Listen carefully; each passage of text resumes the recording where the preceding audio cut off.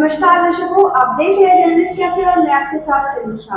भारत देश में चुनाव को एक पर्व की तरह मनाया जाता है और हर व्यक्ति के लिए मतदान करना एक गर्व की बात होती है। लेकिन चुनाव आते ही कुछ ऐसे शब्द भी हैं जिन्हें हमें जानना बेहद जरूरी होता है, जैसे कि आचार संहिता यानी कि कोड ऑफ कंडक्ट।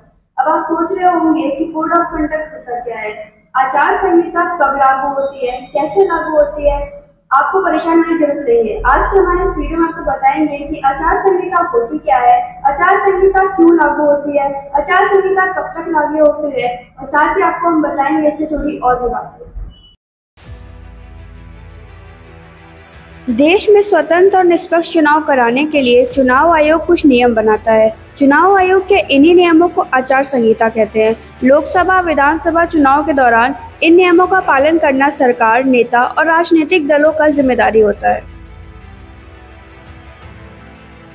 आचार संहिता चुनाव की तारीख की घोषणा के साथ ही लागू हो जाती है। देश में लोकसभा के चुनाव हर 5 साल में होते हैं। अलग अलग राज्यों के विधानसभा के चुनाव अलग अलग समय पर होते हैं।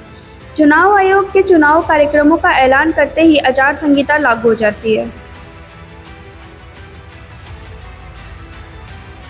आचार संहिता चुनाव प्रक्रिया के संपन्न होने तक लागू रहती है। चुनाव की तारीख की घोषणा के साथ ही आचार संहिता देश में लगती है और वोटों की गिनती होने तक जारी रहती है।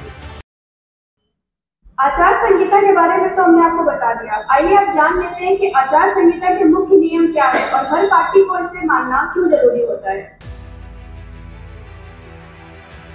चुनाव आचार संहिता लागू होने के बाद कई नियम भी लागू हो जाते हैं। इनकी अवहेलना कोई भी राजनीतिक दल या राजनेता नहीं कर सकता। सार्वजनिक धन का इस्तेमाल किसी विशेष राजनीतिक दल या नेता को फायदा पहुंचाने वाले काम के लिए नहीं होगा। सरकारी गाड़ी, सरकारी विमान या सरकारी बंगले का इस्तेमाल चुनाव प्रचार के लिए नहीं किया जाएगा। किसी भी तरह की सरकारी घोषणा, लोकार्पण और शिलान्यास आदि नहीं होगा। किसी भी राजनीतिक दल, प्रत्याशी, राजनेता या समर्थक को रैली करने के पहले पुलिस से अनुमति लेनी होगी।